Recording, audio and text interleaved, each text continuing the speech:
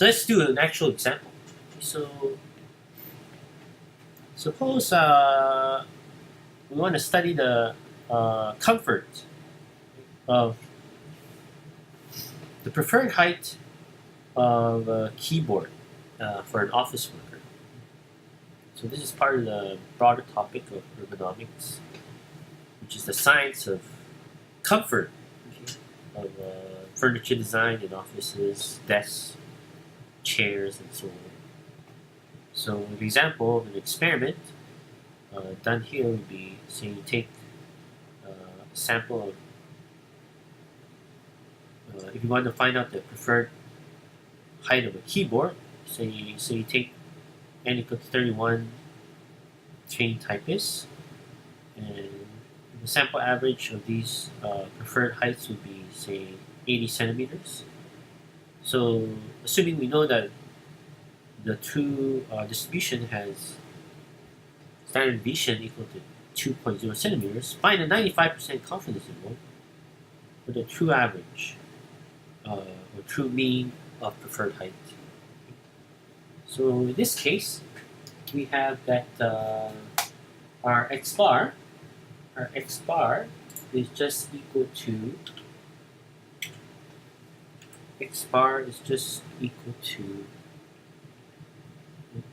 80 centimeters.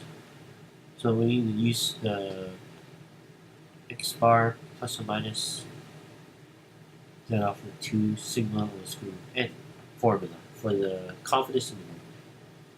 So in this case, for 95% confidence interval, z alpha is 1.96, right?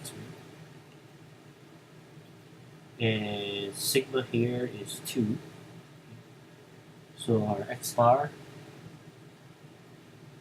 and our n is 31. So that implies that our x bar is equal to x bar plus or minus z alpha over 2 sigma over square root n is 80 plus or minus 1.96 times 2 over square root of 31.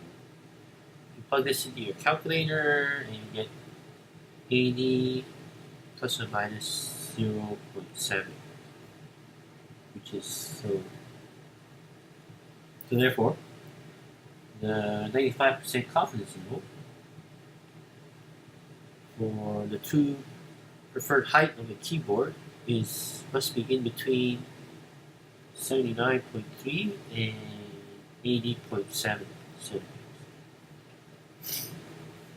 So just one word before I move on is that, so the interpretation of the confidence interval is that if you take all the possible samples of 31 typists, and construct a 95% confidence interval for mu around each of these sample means of the 31 typists, then we can expect 95% of those confidence intervals will include the true population mean, but 5% will not. So that's the interpretation of the confidence interval. So let's now talk about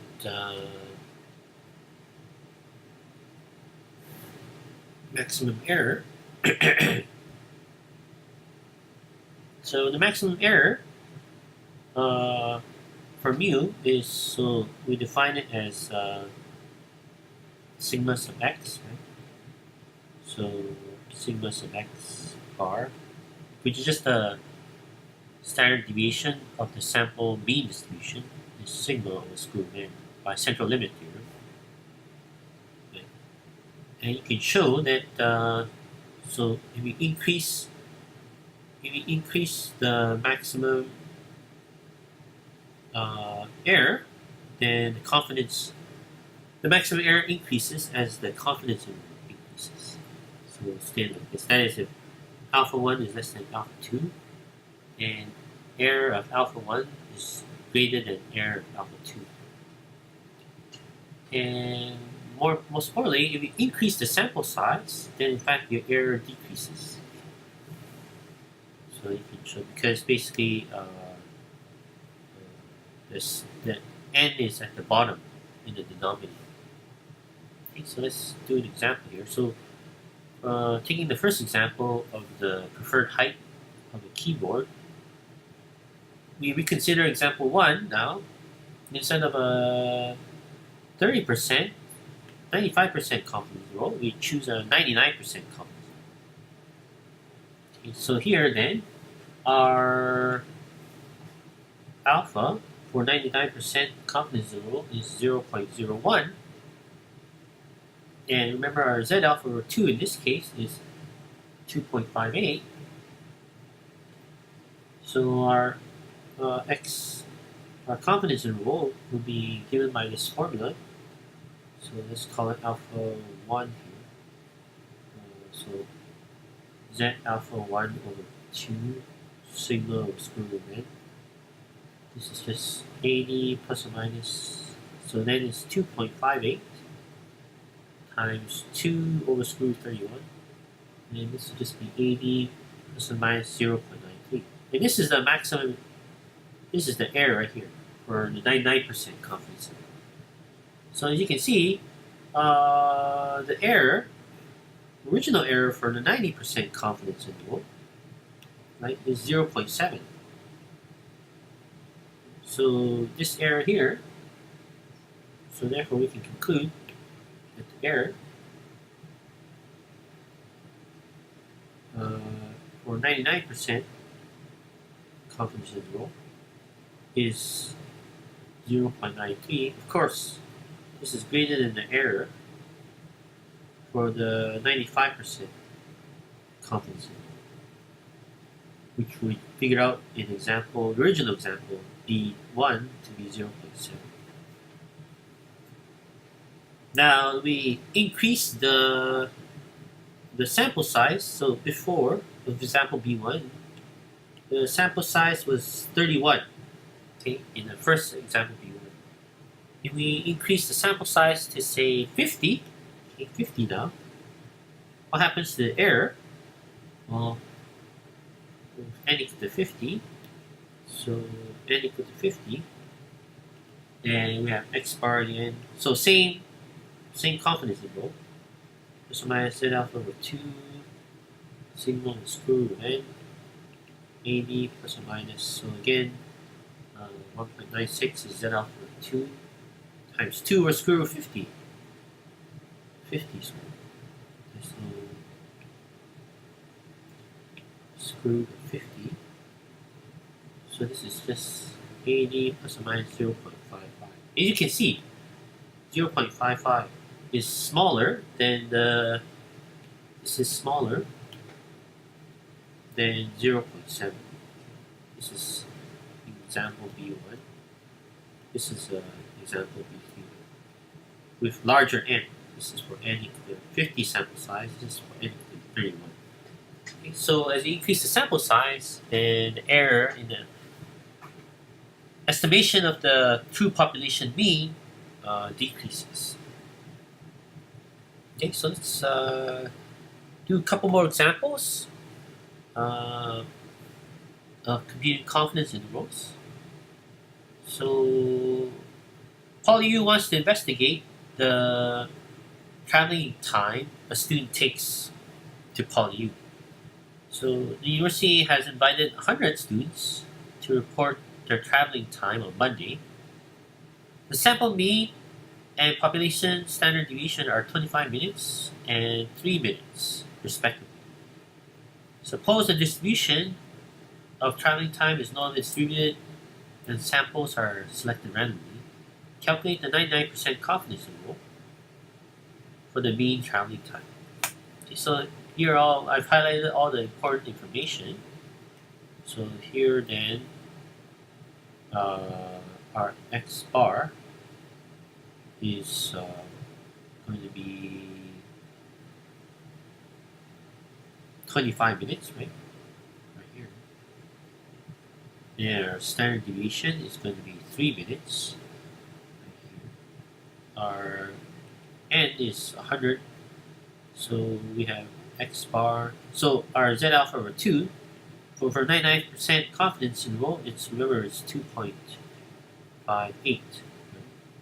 So then we have that x bar plus or minus z alpha over 2 sigma square root n is going to be 25 plus or minus 2.58 times 3 over square root 100 is 25 plus or minus 0.774. So this is how we calculate our confidence interval here. So the mean traveling time will be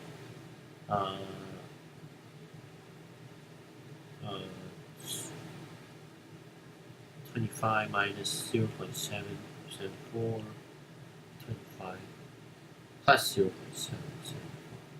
It will be in this interval. And finally, our last section. So Nestle has invented a coffee machine. The mean volume of coffee could be set by a technician. The variation of volume of the coffee is fixed at standard deviation 12 cc's. So if John wants to find out the true mean, he does an experiment and orders 10 cups of coffee, and he records the volumes made in cubic centimeters of 10, so 10 measurements. Find a 90% confidence interval for the mean volume of coffee made by this coffee machine. So here, you have to actually compute x bar. So you have to, x bar is 100 plus 102 all the way up to 109 plus 105 divided by 10. In fact, you get just 104.5. The sample size is 10. The population standard deviation was 1.2. Then alpha of 2, so the 90% confidence interval means it's 1.65. So then our z x bar plus minus z alpha of 2 times sigma of square root n is going to be 104.5 plus or minus 1.65 times 1.2 divided by square root 10. So it's 104.5 plus or minus 0.6261. Therefore, the mean volume must be in the interval 1.5 minus 0.6261 over 4.5 plus 0.6261. So just plug this into the calculator with 90% confidence. Okay,